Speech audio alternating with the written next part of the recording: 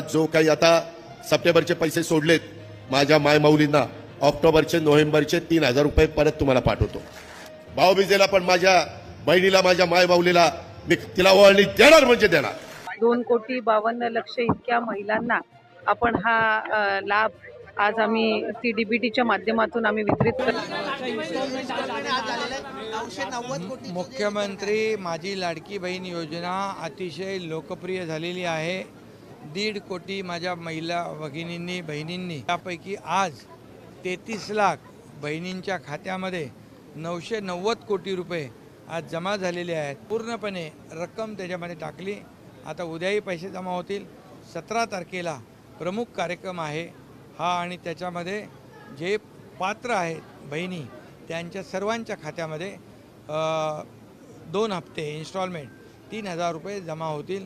कारण आम्ही जे बोलतो ते करतो, म्हणून या माझ्या लाडक्या बहिणींना एक त्यांच्या कुटुंबाला, त्यांच्या परिवाराला एक आधार देण्याचं काम आमच्या सरकारने केलं आणि ते या ठिकाणी यशस्वी होताना आपण पाहतो।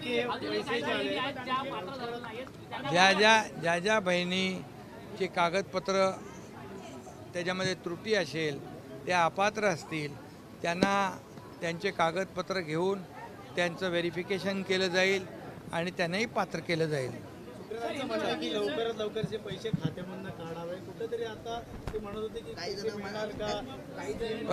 पहिले अगोदर विरोधक खरं म्हणजे त्यांच्या बुद्धीची कीव करावीशी वाटते। कारण जो जळफळाट आहे, जे त्यांच्या पायाखालची वाळू सरकलेली आहे, जे या मुख्यमंत्री माझी लाडकी बहीण योजनेमुळे बिथरलेले आहेत आणि त्यामुळे आधी तर म्हणत होते यांच्याकडे पैसेच नाही आहेत, आता पैसे कुठून देणार। आता पैसे गेल्यानंतर म्हणतात पैसे काढून घ्या लवकर, नाही तर काढून घेतील। ही आमच्या सरकारची वृत्ती नाही। हे सरकार बाळासाहेबांच्या, आनंद दिघे साहेबांच्या विचारांचं सरकार आहे।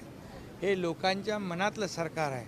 त्यामुळे ही योजना जी आहे, ही योजना फक्त 2-4 महिन्यासाठी नाही, तर पूर्ण वर्षाचं 33,000 कोटी रुपयाची तरतूद आम्ही केलेली आहे आणि या पुढच्या 4-5 वर्षासाठी ही योजनेचे पैसे जे आहेत, जे लागणारे पैसे, हे सरकारने त्याचाही बंदोबस्त करून ठेवलेला आहे, त्याची तरतूद करून ठेवली आहे। त्यामुळे विरोधकांनी काळजी करण्याची आवश्यकता नाही। हे आम्ही देणारे आहोत, घेणारे नाही।